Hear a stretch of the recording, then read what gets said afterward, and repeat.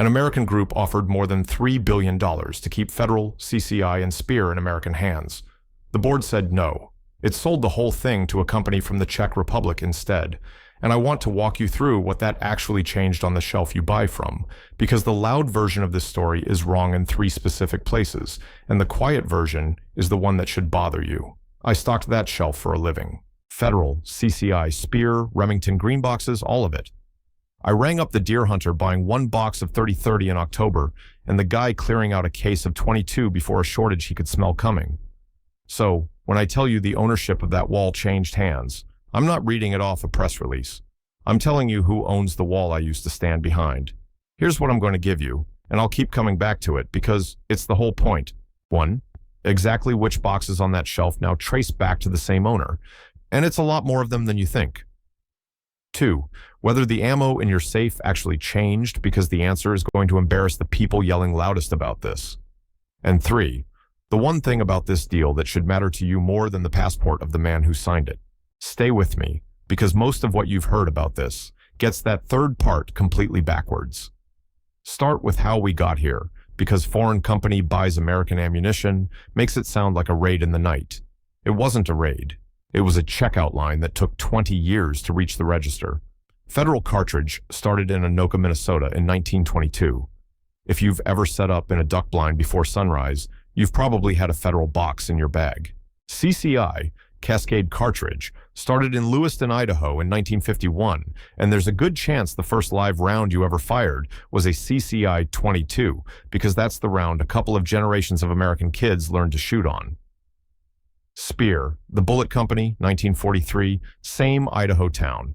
Remington goes all the way back to 1816, older than most of the states its customers hunt in, older than the cartridge itself. 4 separate companies. 4 American towns. 4 sets of competitors who spent most of a century trying to pull shelf space away from each other, undercut each other on price, and win the argument at your local counter. And they earned real loyalty doing it. I watched it every season. A guy doesn't just buy ammo. He buys the box his father bought, the load that dropped his first buck, the name he trusts when the shot has to count. That loyalty is worth more to these companies than any single plant they own. And here's the quiet part. Loyalty attaches to the name on the box, not to whoever cashes the check behind it, which is exactly what makes a deal like this so easy to miss. The name stays, the green box stays, the logo stays. Only the owner changes, and the owner is the one part you can't see from the shelf. Then, one at a time, they stopped being competitors. The path runs through a string of parent companies most shooters never think about. The sporting division bounced from Blount to a defense conglomerate called ATK, which pulled Federal, CCI, and Speer under one roof around the turn of the century. That division got spun off on its own in 2015 as a company called Vista Outdoor. When Remington collapsed into bankruptcy in 2020, Vista walked into the auction and bought the Remington ammunition business, along with the plant in Lenoke, Arkansas, for about $81 million. The Remington guns went somewhere else. Hold that thought, because it comes back to bite people later. The rifle and shotgun side sold for $13 million to a different group. Marlin, the old lever-action name, went to Ruger. The company got carved up like a deer on a tailgate, and ammunition was the cut Vista wanted. So now 4 American names that used to fight each other for your money were 4 departments inside one company. And Vista wasn't done tidying up. In 2023, it renamed the whole ammunition division the Kinetic Group, and then split the parent clean in 2. Ammunition on one side, and everything else, the Camelback water bottles and Bushnell scopes and Giro helmets on the other side, in a company called Revelist. Keep that split straight, because it matters for what comes next. The gear brands and the ammo brands went to 2 completely different buyers. Vista didn't put itself up for sale as one messy pile. It packaged the ammunition up clean, by itself, gave it a fresh name, and built a fence around it. Here's the mechanism this whole video turns on. Once you've stacked 4 rival brands into one tidy division, you haven't just built a bigger ammo maker. You've built something a single buyer can purchase in one afternoon. The consolidation didn't only create a giant, it created a giant with a price tag. The entire American ammunition shelf, boxed up, fenced off, and sellable as one lot. Nobody in 1922 could have bought American ammunition. There was no such thing to buy. It was scattered across a dozen rival companies in a dozen towns, and you'd have needed a decade and a war chest to round them all up. By 2023, you could put it in a cart and wheel it to the register. That's not an accident of history. That's the business model. Conglomerates assemble the brands, run them together for a while, and then flip the whole block to whoever writes the biggest check. The assembling is the thing that makes the flip possible. So somebody wrote the check. In late 2023, a Czech company called Czechoslovak Group, CSG, made an offer for the Kinetic Group. The first number was around $1.9 billion, and that's where the fight started, because CSG wasn't the only one who wanted it. A group called MNC Capital wanted it too. And I have to be straight with you here, because the easy version of this story is begging for a hero, and MNC is not it. MNC was a pack of American investors, family offices, big private money, led by a man who used to sit on Vista's own board. They weren't patriots passing the hat at a fundraiser. They were investors who wanted the same asset for the exact same reason CSG wanted it. It prints money. But the argument they made in public over and over was this: Vista Outdoor should stay American-owned. And they kept raising their bid to back the slogan up and up, until they were offering something close to $3.2 billion in cash for the whole business. Even a European gunmaker, Colt CZ, circled the deal at one point. The asset was that attractive. Everybody with $1 billion and a view on ammunition wanted a look.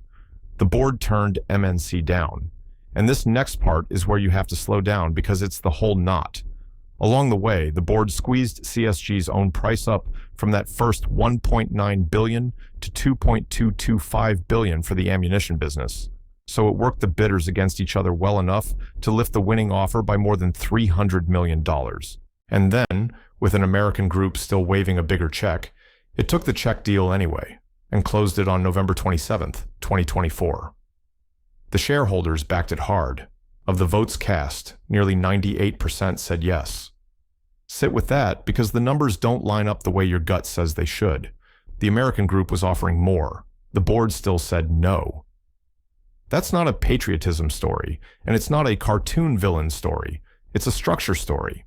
The board wasn't choosing between a good guy and a bad guy. It was choosing between two financial buyers, and it picked the one whose deal it trusted more. The cleaner close, the terms it wanted, the certainty that the money would show up and the deal wouldn't die somewhere in the paperwork. And that's the part people underrate. A higher number on paper is worth nothing if the buyer can't finance it, or if regulators kill it, or if the whole thing drags out for a year and falls apart.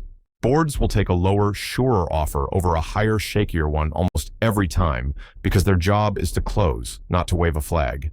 "Keep it American" was a slogan on the losing bid. What decided it was which buyer the board believed could get across the finish line. Remember that, because it's the tell for this whole industry. When the shelf gets sold, the flag is a talking point. The terms are the decision. If you build a safe off that shelf, this is the channel that reads the fine print, so you don't have to subscribe and I'll keep doing it. Because we haven't even gotten to how much of the shelf we're talking about, or who this Czech company actually is. And you should know who it is, because some Czech company is doing a lot of work in most people's heads, and most of what's in there is wrong. CSG is a big industrial and defense outfit out of Prague, owned by a Czech billionaire named Michal Strnad. It builds Tatra trucks, artillery shells, armored vehicles, radar systems. It's the kind of company that supplies actual armies, not a private equity front that flips brands for a quick return. It's one of the larger arms suppliers to NATO countries, with a big share of its business tied to NATO members and to Ukraine. And it had already bought its way into ammunition before it ever glanced at federal. It took a majority of the Italian maker Fiocchi back in 2022 and later swallowed the rest. A name plenty of you have run through a shotgun or a .22. After folding the American brands in on top of Fiocchi, CSG now describes itself as the largest small caliber ammunition producer in the Western world. That's their phrase, not mine. But on the numbers, it's hard to argue with. So this isn't a mystery shell company that appeared out of nowhere to grab your bullets. It's a serious, established defense manufacturer that decided the American ammunition shelf was a business worth owning and had the checkbook to take it. And that Fiocchi detail matters because it means the shelf count is even bigger than the American brands by themselves. When people say CSG bought federal, they undersell it. And that's the story the headline keeps missing. CSG didn't buy Federal. It bought Federal and CCI and Speer and Remington ammunition and Heavy Shot and Estate and Blazer and American Eagle and Alliant. The powder a huge share of American handloaders measure into their own cartridges at their own bench. One transaction, one owner behind all of it. Stack Fiocchi on top of that, and you're looking at most of a wall. Walk your local shelf with that in your head. The premium hunting box, the cheap plinking box. The rimfire your kid learned on. CCI owns rimfire in this country the way almost no company owns anything anymore. The shot shells, the duty rounds behind the glass counter, the powder in the reloading aisle. Pull them off the rack, turn them over, and a startling number run right back to the same parent in Prague. That's the reveal. It was never really about one brand changing hands. It's about how many brands were quietly standing in the same line, wearing different jerseys, waiting for the same buyer to walk in the door. And here's why the rimfire and the primer piece of this should get your attention more than the rest. You can start a new bullet company in a shed if you're stubborn enough, swage some lead, buy some brass. You cannot casually start making primers in rimfire priming compound. It's dangerous, capital-heavy, tightly regulated chemistry that only a handful of operations on Earth do at scale. That's the choke point. And the American group that lost, this next number is theirs, from the side that had every reason to make it sound frightening, so weigh it that way, claimed the combined company would sit on something like 70% of the primer market worldwide. Primers. The little cup of compound that makes every cartridge fire, the one part nobody improvises in a garage, the thing that vanished first and came back last in the shortage you just lived through. I can't verify that 70% for you, and the people who said it out loud wanted it to scare you. But you remember the empty pegs. You know that when primers get tight, everything downstream of them gets tight all at once. And who controls that much of the primer supply is a fair question, no matter whose flag flies over the plant. Now, there's a piece the angry version of this story leaves out, and leaving it out is dishonest, so I won't. The exact fear people have about this deal, a foreign company getting its hands on critical American ammunition supply, the United States government looked at that head on. There's a committee called CFIUS, whose entire job is to screen foreign takeovers of American companies for national security risk. This deal went through it. It got serious enough that the filing was pulled back and resubmitted just to buy more time to examine it. And at the end, CFIUS cleared it. The official language was that there were no unresolved national security concerns. That was the last approval the deal needed before it could close. I'll be straight about the limits of that too, because honesty is the only thing this channel has to sell. What CFIUS might have demanded behind closed doors, supply guarantees, conditions, promises to keep filling U.S. government contracts, isn't public, and anybody who tells you they know the exact terms is guessing. But the headline fact stands, and it cuts hard against the panic. The government body built to catch this precise kind of risk examined this precise deal and let it through. You can think foreign ownership of the ammunition shelf is a bad idea and still admit that the safeguard most people don't even know exists did run. Now, I promised you the part that's going to irritate the loudest voices in this fight, so here it is. Because this channel only works if I tell you the truth when the truth is inconvenient.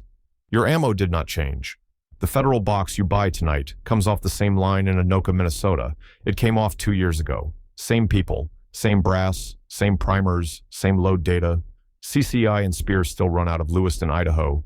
Remington ammo still runs out of Lenoke, Arkansas. Roughly 3,800 American workers still make this stuff on American ground, and the company says it intends to keep it that way. Nothing inside the box changed when the ink dried in Prague. If somebody tells you your Federal is foreign ammo now, or that quality dropped the day the deal closed, they're selling you a feeling, not a fact. The cartridge in your chamber is the same cartridge it was the week before the sale. The company has said plainly that it plans to keep the brands American-made, keep the plants running, keep the workers. I'll be honest about what that promise is and isn't worth. It's a stated intention, not a signed guarantee that binds an owner forever. Companies mean these things on the day they say them and revisit them when the numbers move. So take the commitment at face value for now and hold it loosely because it's a plan, not a contract with you.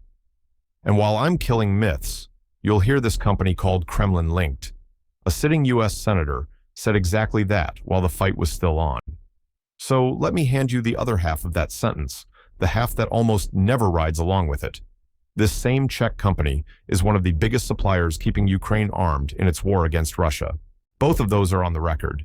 You don't have to love foreign ownership to notice that Kremlin-linked and arming Ukraine against the Kremlin cannot both be the plain truth about the same company. When a line like that gets swung around in the middle of a $2 billion bidding war, the smart move is to ask who was hoping you'd believe it and what they stood to gain if you did. So if the box didn't change, and the Russia line falls apart the moment you pull on it, why does any of this matter? Why am I this far into a video about it? Because ownership was never about the box. It's about three things the box can't show you. First, where the money goes. Every one of those brands is a profit engine, and the profit that used to cycle back inside an American-owned company now flows up to an owner in the Czech Republic. The rounds get made here. The returns leave. That's not an accusation. It's just what owned by means. And it isn't only about who gets rich. Where the profit lands is where the next decision gets made about building a new plant, adding a primer line, expanding capacity for the next surge in demand. Honestly, that's the part I'd watch hardest. An owner reinvests where it makes the most sense for the owner, and that owner is now sitting in Prague looking at a global map, not at your county. Second, who decides in the next shortage? And I lived the last one from behind the counter, so let me tell you what that actually looks like. It's not a headline. It's a 2-box limit taped to the shelf. It's a grown man asking me, quietly, if I've got any small rifle primers in the back, the way you'd ask about something illegal. It's .22 long rifle that tripled in price and still sold out by noon. When ammo goes scarce, somebody sits in a room and decides what gets built, how much of it, and who's first in line. The national retail contract, the police department order, the export buyer overseas, or the guy standing at my counter in October with a tag to fill and a freezer to stock. That call now sits with an owner whose priorities you get no vote on. Not sinister, just true. And in a shortage, that decision is the entire ballgame. I've seen how that allocation flows too.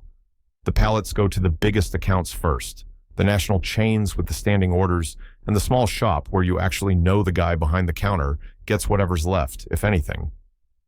Consolidation doesn't invent that pecking order, but it hands one owner the power to set it for a bigger slice of the whole shelf at once. Third, concentration all by itself. Take the passport off the table completely. Pretend the buyer was from Ohio. This many rival brands, this much of one shelf, this much of the primer supply, answering to one desk anywhere, should give you pause. When a single owner sets the plan for the premium line and the budget line and the rimfire and the powder all at once, the competition between those boxes is competition on paper. Different jerseys, same team. And it reaches the guy who thought he'd opted out of all this by reloading his own, because the Alliant powder on his bench and the CCI primers he seats and the factory box he was trying to avoid all now trace back to the same owner. You didn't escape the shelf by loading your own. You just bought 3 of its pieces separately. You were never really choosing between rivals. You were choosing between departments. 2 things I have to clean up, because if I don't, the comments will, and they'll be right to. Remington. When I say CSG owns Remington, I mean Remington Ammunition. The guns are a different company now, and this trips up almost everybody. In that bankruptcy, the ammo went one way and the firearms went another. The rifles and shotguns, the Model 700, the 870, are built by an American company called Remarms, down in Georgia, that licenses the Remington name. So your Remington Deer rifle is not Czech-owned. Your Remington Deer load is. Same name stamped on both. 2 completely different owners. And anybody who tells you flat out Remington is foreign now doesn't know which Remington he's standing in front of. And the big one, the claim that travels fastest and is simply false. The U.S. military's ammunition is not now made by this Czech company. You will hear that one everywhere. It comes from the Lake City plant in Missouri, which turns out military rifle ammo by the truckload. But Lake City is owned by the U.S. government and run under contract by Olin, the Winchester company. Not CSG, not Kinetic. A different American operator entirely. The lawmakers who fought this deal pointed at military supply and primer supply as their real worry, and that is a fair worry to raise out loud. But the specific "the Army's bullets are Czech now" line is wrong. I'm not going to hand you a scary story that collapses the second somebody checks it, because that's exactly how a channel like this loses the one audience it can't afford to lose, the people who already know the subject cold. So, where does that leave you? The person who just wants to know what to buy and whether you got played. You didn't get played on the box. Buy the Federal, buy the CCI, shoot it with a clear conscience. It's the same American-made round it always was, and it stays that way as long as those plants stay open and staffed. What you do from here is watch. Watch for the quiet announcement that a line is moving offshore or that a plant is consolidating. Watch how the prices behave the next time the shelves go thin and whether the 2-box limit hits your counter before it hits the export order, because that's the moment ownership stops being paperwork and starts being your problem. The passport is the headline. The concentration is the story. One owner now sits behind that much of one wall, and the thing to keep your eye on isn't where he's from. It's how much he gets to decide, and how little of that decision includes you. Because here's where we started. An American group offered more money to keep it here, and the board said no. Whether that was a mistake was never really about a flag.